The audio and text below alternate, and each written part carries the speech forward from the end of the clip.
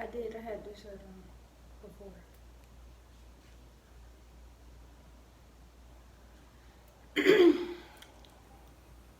Whew, okay, I got nerves. Welcome back, guys. I know I took another break. I know I left y'all hanging. I apologize, but so much happened at once. And then I put off 1 week that turned into 2 weeks that turned into a few months. Um, Honestly, too, I went through my little back and forth to where I decided if I even wanted to come back. Y'all know how I do, but um, I really do want to apologize for that though, because committing to sharing my journey, even though I don't have to do this, it's something that I chose to do. It's something that I want to be committed to, and I don't want to keep like being inconsistent with sharing my content because I want y'all to know that if y'all are subscribed to my channel or if y'all invest in my story, that I'm going to keep up the story. I'm going to continue sharing. What's the point in following somebody if they're all over the place, if you can't trust them to really come and give updates, So I am trying my best to do better with that. Consistency is a big thing for me. And that's one of the biggest things that I'm going to be working on for this new year and create my content. I'm going to try my best to be very consistent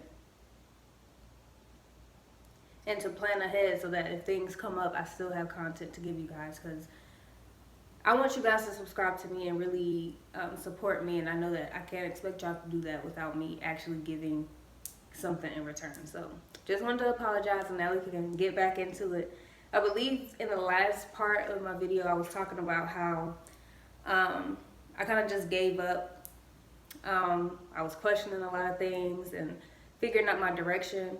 I feel like after that happened, that's kind of when I started to just go back to the past.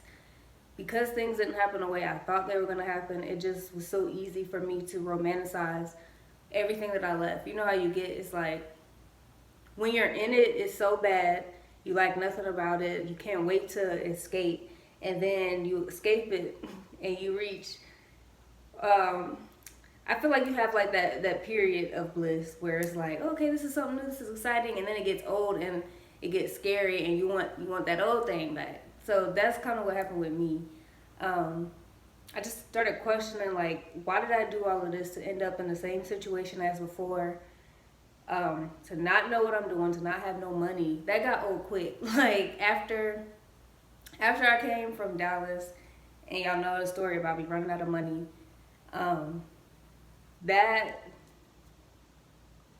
even though God came through for me, even though He provided for me, I got so tired of not seeing money in my bank account. I have like a scarcity mindset at times, and I don't like depending on people for money. I don't like not having enough to get what I need. And that just really started to weigh on me.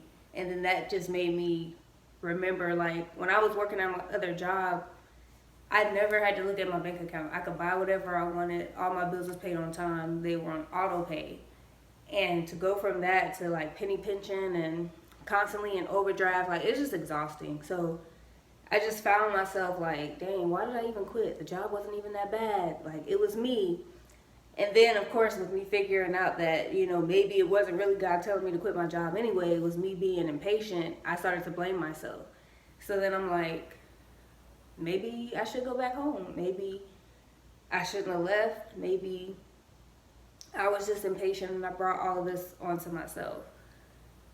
I started to like really go down the rabbit hole of, what if I didn't leave? What if I would have just stayed and stuck it out? What if I would have actually took the time to build up my savings account, found an apartment, did more research?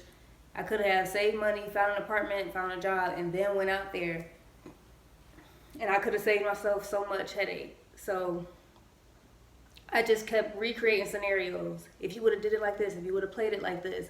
And I drove myself crazy, which led me into deeper depression because I was just so mad at myself. And I was, like I said, I was embarrassed too because I just knew that everything was just going to fall into place. And then it was like, at that moment, that's when everything hit me like, girl, what were you doing this whole time? Like, what did you really think was going to happen?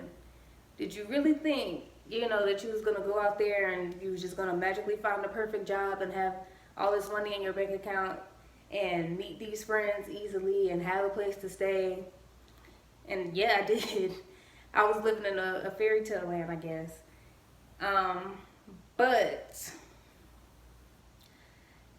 hindsight, looking back, I still don't regret it, because had I not had that vision or that fairy tale or whatever it was, had I not been so passionate about that, I probably would have never left South Carolina. And then I would have been playing the what if game there. Then I would have been like, what if I would have left in January when I decided to? What if I would have quit this job? Maybe I would have had a better job now.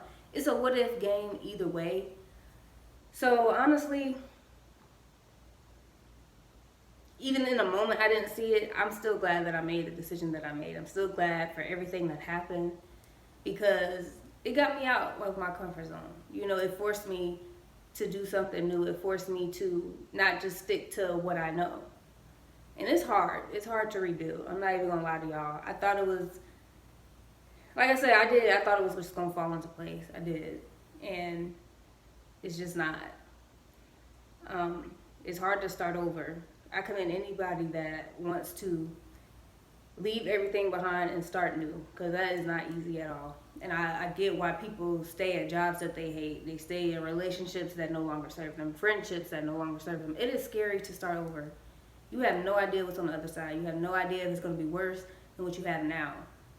And the unknown is scary.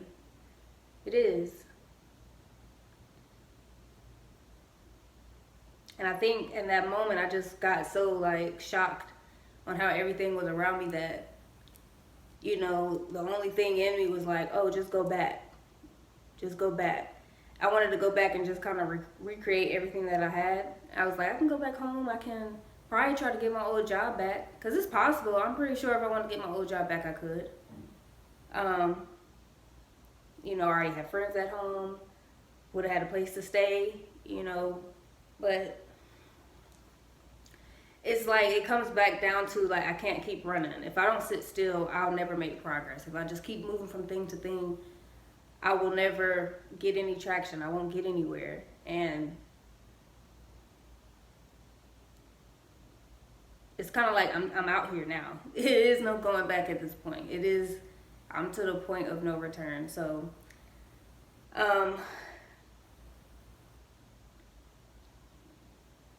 entertaining those thoughts, I had the bright idea, you know what, I'm gonna go back home to visit. And even though I said, okay, I'm gonna go home and visit, in my mind, for real, I'm like, I'm gonna go back home and visit, but I feel like I may stay. It was like a trial period. It was like, if I go home, I kind of just needed some familiarity. I needed to be around people I knew, be around people I love. I needed to be around normalcy again. So I was like, I'm gonna go back home. I'm gonna take a trip back home and, you know, hang out with my friends, be included again, hang out and actually have fun, because I haven't, when did I leave? In March?